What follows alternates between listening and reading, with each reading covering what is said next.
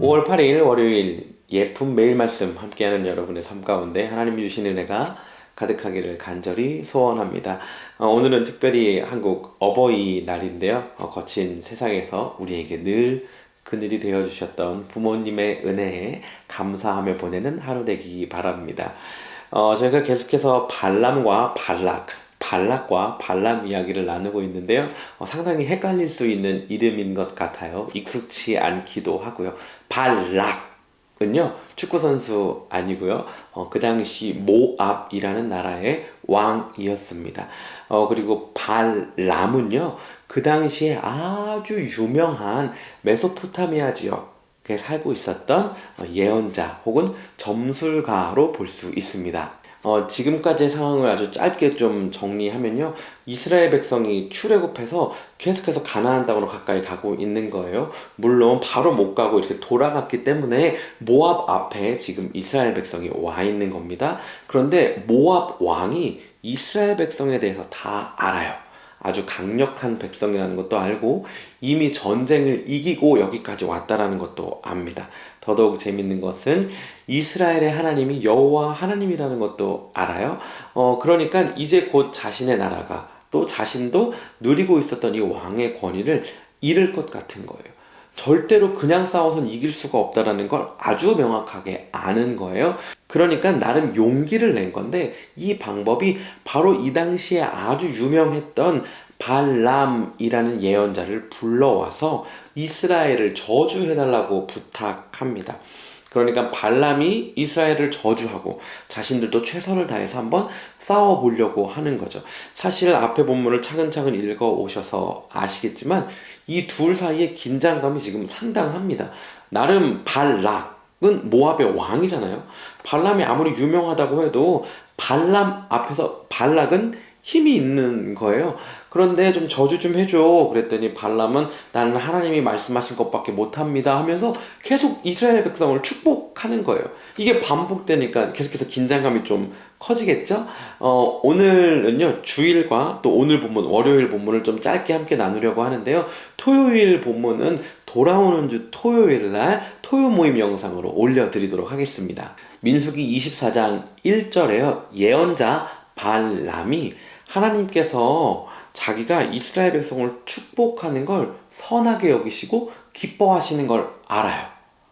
그러니까요, 이 발람이 그동안 자기가 해왔던 점술적인 어떤 요소들, 의식들, 이런 리추얼적인 세레머니를 아무것도 하지 않고 그냥 이스라엘 백성을 바라보며 서는 거예요. 그러니까 그때 하나님의 영이 발람에게 임하는 것입니다. 우리 안 하던 묵상 하려니까 쉽지 않죠. 그리고 이걸 또 적용까지 하려면 내 성질, 막 내 성격, 상황들도 다 이겨내야 하고 또 가정 안에서 함께 하려는 건 더더욱 큰 도전이잖아요. 그런데요, 오늘 말씀 본문에서 말하고 있는 것은요, 하나님이 기뻐하시는 걸 할 때 하나님의 영이 임한다라는 것입니다. 심리학을 연구하는 사람들이 이런저런 재미난 실험을 많이 하거든요. 그런데 그 중에 하나가 사람들이 공포 영화를 볼 때 말이에요. 무서움을 느끼기 때문에 식은땀을 흘리는 것인가? 아니면 식은땀이 나오기 시작하면서 무서움을 느끼는 것인가? 뭐 이런 연구를 해요. 뭐 거의 동시에 일어나는 작용이다라고 얘기하는데요. 우리도 마찬가지인 것 같아요. 묵상할 상황이 되고 하나님의 영이 임하고 하나님의 마음이 내 안에 가득하고 내 감정이 평화로울 때 묵상을 할 수 있는 건지, 아니면 묵상을 하니까 하나님의 영이 임하고 하나님의 마음이 임하고 세상을 이길 힘을 얻는 건지, 뭐 둘 다 맞는 얘기잖아요. 그런데요, 오늘은요, 오늘 본문을 믿음으로 오늘 본문을 우리의 삶에 적용하면 좋겠어요. 여러분, 상황과 환경 이런 거 말고요, 그냥 시간을 정하는 거예요. 그냥 시간을 정하고 그 시간에 앉는 거예요. 그리고 묵상집을 잡는 거예요. 펴는 거예요. 그리고 영상을 듣고 보는 거예요. 그냥 이걸 한번 하는 거예요. 하나님이 기뻐하시는 하나님의 말씀을 듣고 하나님을 따라 살기 위해서 노력하는 이걸 할 때 우리 삶 가운데 임하는 하나님의 영을 좀 경험하면 좋겠어요. 저는 이 적용 중에 하나가 오늘 읽어야 되는 민수기 24장 14절에 나와 있다라고 생각하거든요.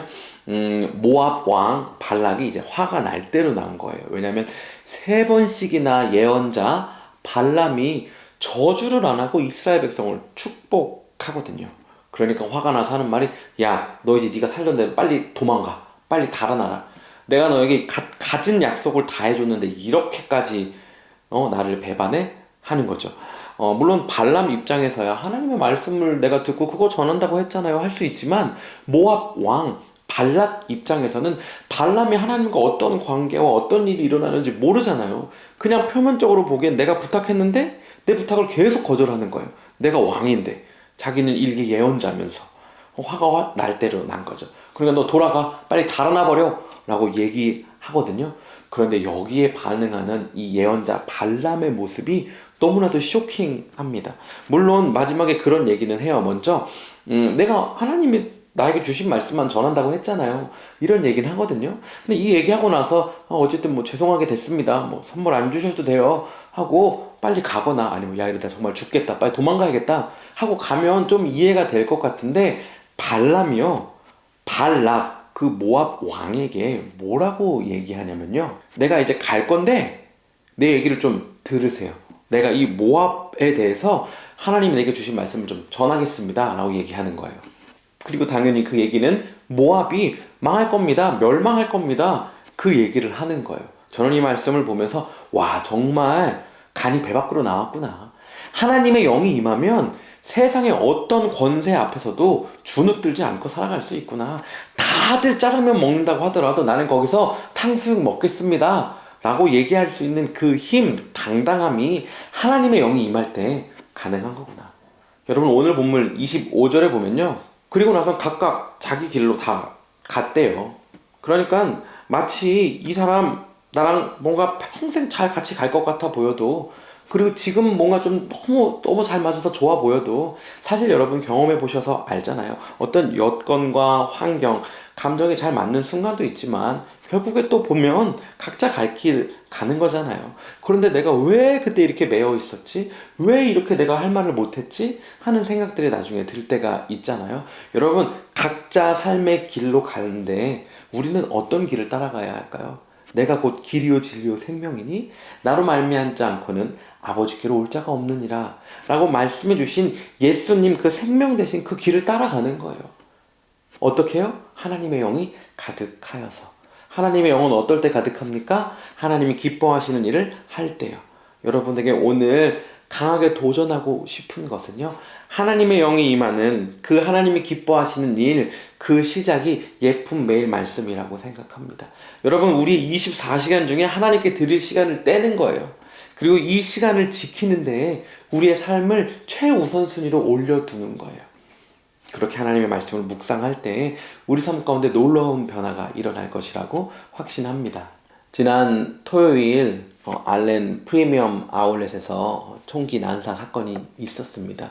여러분, 누가 슈터에게 총을 준 걸까요?